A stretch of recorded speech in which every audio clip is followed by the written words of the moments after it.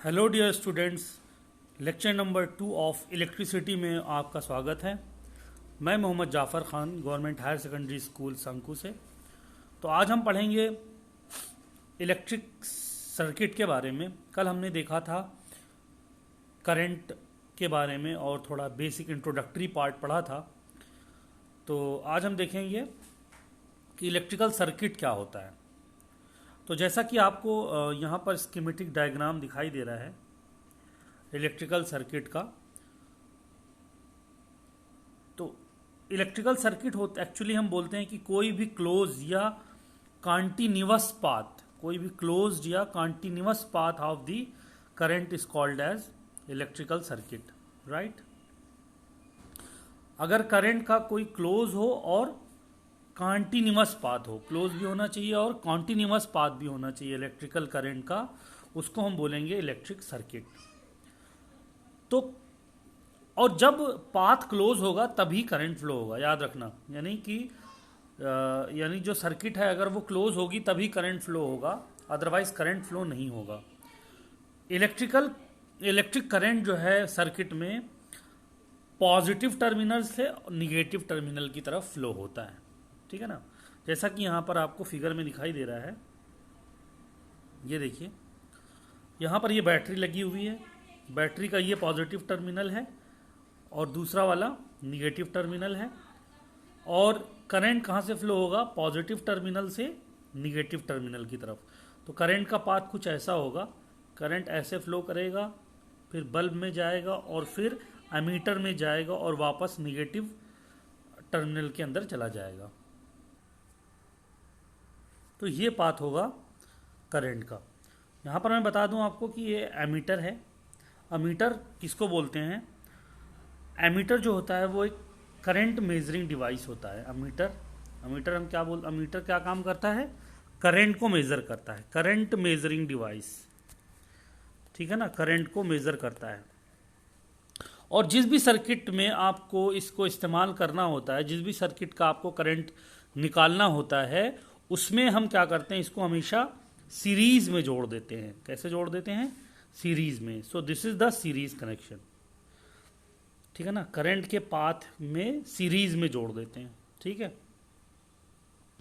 तो ये है आपकी इलेक्ट्रिकल सर्किट।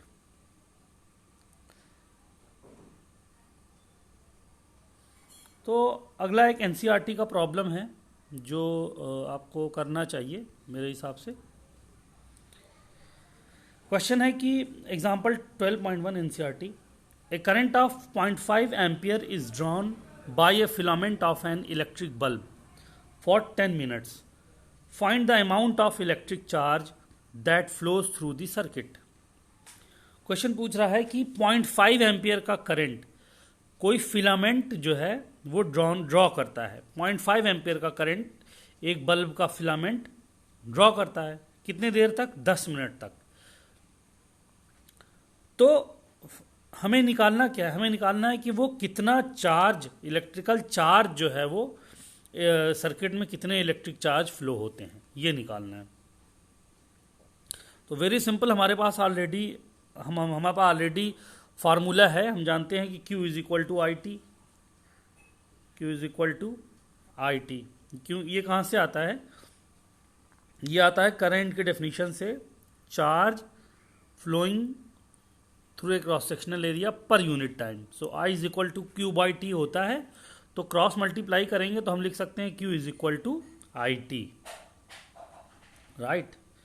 सो अब ये फार्मूला हमारे पास जहन में है। हमें दिया क्या हुआ है? देखिए, करंट दिया हुआ है ऑलरेडी 0.5 एम्पियर और टाइम दिया हुआ है 10 मिनट्स।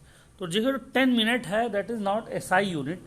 सबसे पहला हम काम करेंगे, जब भी न्यूमेरिकल सॉल्व करेंगे तो सबसे पहला काम करेंगे कि हम यूनिट्स को एसआई यूनिट में कन्वर्ट करेंगे, सबसे पहला काम। तो यहाँ पर एम्पियर जो है वो एसआई यूनिट है करंट की, इट्स ओके। टाइम मिनट में है तो हमें इसको सेकंड में कन्वर्ट करना होगा, बिकॉज इसकी जो एसआई यूनिट है वो सेकंड होती है टाइम की। तो अब 10 मिनट है तो 1 मिनट में होता है हमारा 60 सेकंड, राइट। तो 10 मिनट में कितना होगा? ठीक है, 10 इंटू 60, यानी कितना हो जाएगा 600 सेकेंड। ठीक है, ये आ गया हमारा। तो ये दोनों काम हमारा हो गया, करंट SI यूनिट हो गया और टाइम भी हो गया। So now we know that Q is equal to I times T। Current की वैल्यू आ गई आपकी 0.5 इंटू टाइम की वैल्यू आ गई 600, तो 6 5 ज़ा 30 और 2 0 और एक पॉइंट के बाद डेसिमल लग जाएगा, सो 300। और चार्ज की यूनिट क्या होती है, Coulomb, right. Ampere second, ampere second का मतलब उसी को हम बोलेंगे कूलाम बोलेंगे। ठीक है, so this is how a numerical problem is, you will approach the numerical problems. अभी एनसीईआरटी के कुछ और क्वेश्चंस हैं जो आपको करने हैं। फॉर एग्जांपल पहला है, what does an electric circuit means. Electric circuit का मतलब क्या होता है, मैंने आपको बता दिया कि कोई भी क्लोज्ड पाथ जो होगा करंट के लिए उसको हम बोलेंगे electric circuit. Define the unit of electric current. Electric current की यूनिट क्या है, एम्पियर है। एम्पियर किसको बोलते हैं वो आपको डिफाइन करना है, मैंने आपको बता दिया है वो भी कि 1 एम्पियर क्या होता है। अगर 1 कूलाम चार्ज 1 सेकंड में फ्लो करता है किसी क्रॉस सेक्शन एरिया से तो उसको हम बोलेंगे ampere, 1 ampere. Calculate the number of electron constituting 1 coulomb of charge. 1 coulomb charge जो है वो कितने इलेक्ट्रॉनों से मिलकर बना होता है। तो ठीक है, आप ये निकालने के लिए आप देखिए एक फार्मूला आपको याद रखना होगा इस क्वेश्चन सॉल्व करने के लिए कि Q is equal to NE। Q is equal to NE। What is Q? Q is the total charge, है ना। N क्या है, नंबर ऑफ इलेक्ट्रॉन, और E is the magnitude of one charge. N what is N? N is the number of electron, ठीक है। और E क्या है, मैग्नीट्यूड ऑफ इलेक्ट्रॉन, ठीक है ना, या charge of an electron, magnitude of charge of an electron, ठीक है। और Q क्या है, टोटल चार्ज। तो यहां पर हमें क्या कह रहा है, हमसे सवाल पूछ रहा है कि नंबर ऑफ इलेक्ट्रॉन निकालना, यानी N की वैल्यू हमें निकालनी है। Q की वैल्यू हमें पता है कितना है, 1 कूलाम, ठीक है ना, 1 कूलाम ऑफ चार्ज बोलना है ना। और नंबर ऑफ इलेक्ट्रॉन कितने होंगे, नंबर ऑफ इलेक्ट्रॉन कितने होंगे 1 कूलाम चार्ज में। तो Q की वैल्यू पता है और इलेक्ट्रॉन का चार्ज का मैग्नीट्यूड हमें पता है। E इज इक्वल टू होता है 1.6 इंटू 10⁻⁻19 कूलाम, ठीक है। तो N इज ए नंबर। अब ये पूछा कितने इलेक्ट्रॉन होंगे, तो आप देखो N इज इक्वल टू हो जाएगा Q by E। So Q की वैल्यू आ गई 1 कूलाम, और 1 इलेक्ट्रॉन के ऊपर कितना चार्ज होता है 1.6 इंटू 1.6 पॉइंट लिखा नहीं, 1.6 इंटू 10⁻⁻19 कूलाम, ठीक है ना। तो देखिए ऊपर भी यूनिट कूलाम है, नीचे भी कूलाम है, तो ये जो नंबर आएगा ये नंबर आएगा, ऊपर नीचे कैंसिल हो जाएगी यूनिट्स, तो it will be A number. और जब आप इसको सॉल्व करोगे तो वैल्यू आ जाएगी आपकी अराउंड 6 इंटू 10⁻18, ठीक है ना। कितने इलेक्ट्रॉन आ जाएंगे, 6 इंटू 10⁻18, जो हमने पहले लेक्चर में देखा था, लेकिन मैंने बाद में बताया था कि आपको बताऊंगा। So this will be the number of electron in 1 coulomb of charge, right. तो अब अगला टॉपिक है हमारा electric potential and potential difference, ठीक। तो पोटेंशियल डिफरेंस जानने से पहले, अब ये कोई भारी भारी सा नाम आप लोगों को लग रहा होगा एक्चुअली, लेकिन ये कोई बहुत बड़ा भारी नाम नहीं है। अभी मैं आपको डेली लाइफ से रिजेम्बलेंस दूंगा तो आपको थोड़ा समझ में आएगा कि ये चीज़ जो है वो आप जानते हो, आप ऑलरेडी समझते हो इस चीज़ को। तो मैं आपको बताता हूँ कि आपके पास एक पाइप है, ठीक है ना। ये पाइप ले लो सीधा सीधा, और इसके अंदर पानी डाल दो, हॉरिजॉन्टल पाइप ले लो और पानी डाल दो ऐसे ऐसे, ठीक है ना। यहाँ पे ऐसे ऐसे पानी भर दो, ठीक। तो क्या ये पानी इस यहाँ से अगर डालोगे तो इस एंड से फ्लो हो जाएगा, अगर ये हॉरिजॉन्टल ट्रैक पे है? नहीं होगा।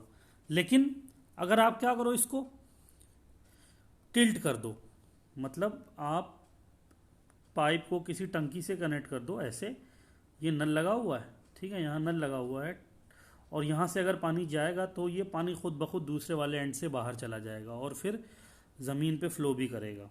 ठीक है, तो क्या हो गया, ऐसा क्या फ़र्क हुआ इन दोनों केसेस में? जब आपने पाइप को हॉरिजॉन्टल रखा और दूसरे केस में पाइप को आपने वर्टिकल रख दिया या कुछ एंगल पर रख दिया, तो इसके अंदर पानी फ्लो हुआ जबकि इसके अंदर नहीं हुआ। ऐसा इसलिए हुआ कि प्रेशर डिफरेंस की वजह से यहाँ पर इस पॉइंट पर प्रेशर और इस पॉइंट पर जो प्रेशर है उनमें डिफरेंस होने की वजह से जो वाटर था वो ऊपर से नीचे की तरफ अपने आप फ्लो हो गया। लेकिन किसी वायर में आपने सुना है कि कोई ये वायर है ऐसे रखा हुआ है, चाहे जैसे रख दो, तो क्या अपने आप इसके अंदर करंट फ्लो होने लग गई है? नहीं हुई है। करंट कब फ्लो होती है आप जानते हो? करंट जब फ्लो होगी जब आप उसको किसी बैटरी से कनेक्ट करते हो। बैटरी क्या होती है? अगर कई सेल को एक साथ जोड़ देंगे तो बन जाएगी बैटरी।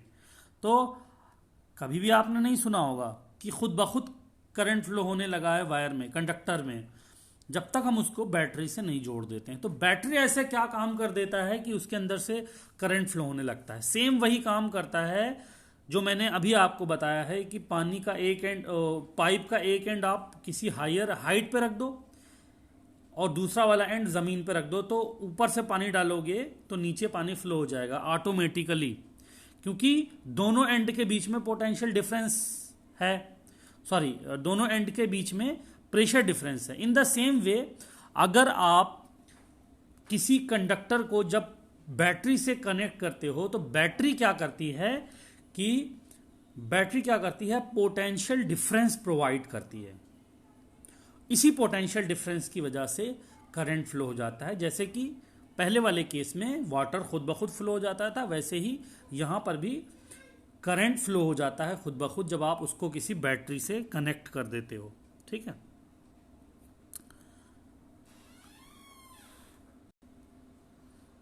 बैटरी में क्या होता है कि बैटरी के अंदर जो केमिकल्स रहते हैं, केमिकल क्या करते हैं, केमिकल एक्शन की वजह से इनके दोनों टर्मिनल के बीच में एक पोटेंशियल डिफरेंस क्रिएट हो जाता है। इसके अंदर केमिकल्स होते हैं ना, वो केमिकल रिएक्शन इनके अंदर होता रहता है। उसकी वजह से क्या होता है कि दोनों टर्मिनल के बीच में एक पोटेंशियल डिफरेंस क्रिएट हो जाता है। ठीक, चाहे आप इसको सर्किट से कनेक्ट करें या ना करें, अपने आप ऑटोमेटिकली इसके अंदर एक पोटेंशियल डिफरेंस क्रिएट हो जाता है। और जब आप इसको किसी वायर से कनेक्ट करते हो तो क्या होता है कि इसी पोटेंशियल डिफरेंस की वजह से जो चार्जेस हैं इसके अंदर, कंडक्टर के अंदर जो चार्जेस हैं वो क्या होने लगते हैं, फ्लो होने लगते हैं। ठीक है, चार्जेस इनके अंदर फ्लो होने लगते हैं और चार्जेस फ्लो होने की वजह से करंट फ्लो हो जाती है। हालांकि जो इलेक्ट्रॉन का फ्लो है वो इतना इजी नहीं होता है, उसको हम आप आगे जब पढ़ोगे 12th में तो आप समझ पाओगे कि एक्चुअली ये इलेक्ट्रॉन का फ्लो थोड़ा डिफरेंट होता है। तो पोटेंशियल डिफरेंस को हम डिफाइन करते हैं, the electric potential difference between two points in an electric circuit. अगर कोई सर्किट है, ठीक है, ये बैटरी का सिंबल है, तो बैटरी और ये आपका सर्किट क्लोज है, देख रहे हैं आप, ये क्लोज सर्किट है। तो इसके अंदर क्या है कि electric potential between two points, ये कोई पॉइंट ए मान लो और ये कोई पॉइंट बी है, और इसके अंदर कोई करंट फ्लो हो रहा है, having some current, is defined as, इन दोनों पॉइंट के बीच का पोटेंशियल डिफरेंस को हम डिफाइन करेंगे, work done in moving unit charge from one point two the other. मतलब अगर आप एक चार्ज को, किसी यूनिट चार्ज को, ठीक है ना, यहाँ से एक चार्ज, यूनिट चार्ज, ठीक है ना, यूनिट चार्ज मान लो क्यू है, क्यू को बी से ए तक अगर ले जाते हैं तो जो वर्क डन करना होगा उसी को हम बोलेंगे पोटेंशियल डिफरेंस। ठीक है, यानी पॉइंट बी से पॉइंट ए तक यूनिट चार्ज को ले जाने में जो वर्क करना होगा उसी को हम बोलेंगे पोटेंशियल डिफरेंस। ठीक है, और इसको हम रिप्रेजेंट करते हैं बाई वी से। अब तो वर्क क्यों करना पड़ेगा, अब आप समझो कि फॉर एग्जांपल हम ग्राउंड पे खड़े हुए हैं, किसी चीज़ को उठाने के लिए हमें यहाँ से ग्राउंड पे एच हाइट तक उठाने के लिए वर्क करना होता है अगेंस्ट द ग्रेविटी। ठीक है ना, तो इसी तरह से आप भी जब बी से ए तक लेके जाओगे तो आपको क्या करना होगा, वर्क करना होगा। तो इसी वर्क को हम बोलते हैं potential difference between two points A and B, and it is represented by V. Electric potential difference को अब मैथमेटिकली हम लिख सकते हैं वर्क डन अपॉन चार्ज, ठीक है ना, work done per unit charge ना, work done in moving unit charge, तो इसको हम लिख सकते हैं work done per unit charge. So V, capital V potential difference होता है, इज इक्वल टू W/Q. ठीक है. So this is the mathematical expression of potential difference between 2 point. और SI यूनिट जो होती है पोटेंशियल डिफरेंस की वो वोल्ट होती है, VOLT. वोल्ट एक साइंटिस्ट के नाम पे लिखी गई इसकी यूनिट, अलेक्जेंड्रो वोल्टा. तो आज का टाइम यहीं पे ख़त्म होता है, टाइम है नहीं. तो अगले क्लास में हम पढ़ेंगे 1 वोल्ट किसे कहते हैं और उसके बाद में कुछ न्यूमेरिकल प्रॉब्लम NCERT के. तब तक के लिए आपका बहुत बहुत शुक्रिया. Thank you.